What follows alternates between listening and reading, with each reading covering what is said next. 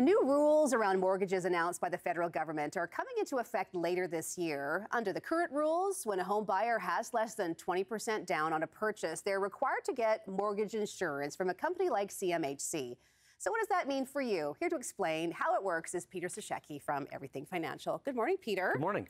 Okay, so the new mortgage rules changes are meant mainly for first-time home buyers and insured and an insured purchase. Tell us about that. Yeah, it's that first-time home buyer where right now there's $1 million limit on the first-time home buyer with the CMHC rules, and you can, if you require CMHC, if you're putting down more than 20%, it's irrelevant. But if you're putting down less than 20% first-time home buyer, you have that limit of $1 million. And that's one of the changes. That's going to change to $1.5 million.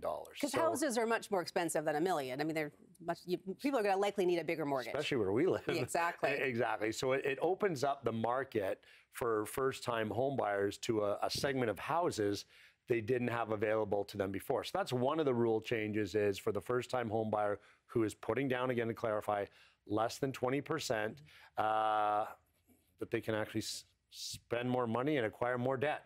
It's another way to look at it. It's another way to look at it. Yeah. Okay, so the insurance is added on top of the mortgage amount. It is apparently not refundable if you sell your property. I think a lot of people don't even know about that. No, it's just so if you think you're borrowing X, whatever that number is, so you've put down, say, 12% or something, that extra amount that has to be insured, and there's a cap, that's a whole other story. It's a formula anyways, it's a graded formula. But that money gets added to the debt you're borrowing. You never get that back. Okay. That's out of pocket, money that's on top of your mortgage. What are the pros of having that insurance in place? I mean, it protects the mortgage, it protects default. There's a whole bunch of areas it protects. But one thing with that insurance is it's still costly. That's a con, but it's still costly. It's there to protect. It keeps our home market safer. But if you can somehow borrow from a relative that little bit extra and make that 20%, pay them instead right on the interest, just to get you to that 20%, that's going to save you a lot of money, because then you're not paying out that extra 3-4% on that. That's roughly a number on top of what you're borrowing that you never get back. And who wants to add 3 or 4% to your home purchase price with no chance of refund? Yeah, no kidding. And you did mention that it's expensive. So that's a con. Is there anything else that people should be aware of? No. Well, the other thing you should be aware of in this, yes, it's opening you up as a first-time home buyer to a whole level of price of house you weren't afforded before.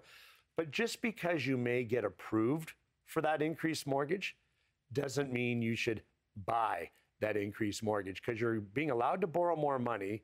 And what if interest rates take a spike? Oh, we've seen that happen. Oh, yeah, we have seen that happen. All of a sudden, you may be in a place you can't afford the payment of, because this new rule by the federal government is an inflationary item. It will cause inflation, because we do not have a problem with the amount of purchasers for homes. We have a problem with the amount of homes for those purchasers. And suddenly you're adding a whole nother element of more purchasers to the market. That's inflationary. That will cause more inflation. The other item with this, though, that's, maybe better to make it a little more affordable and a little more defensive for those people, is you can now go in that same category of person from a 25-year amortization to a 30-year amortization. Yes, that'll make the payments a little bit smaller then for a lot of people. Makes them a little smaller and allows you to stretch them out over a longer period of time until you get hopefully to that home number 2 where you have more than 20%. Yes, that'll be helpful in the long run. Good advice this morning. Peter Sashecki with Everything Financial. Thank you. Thank you.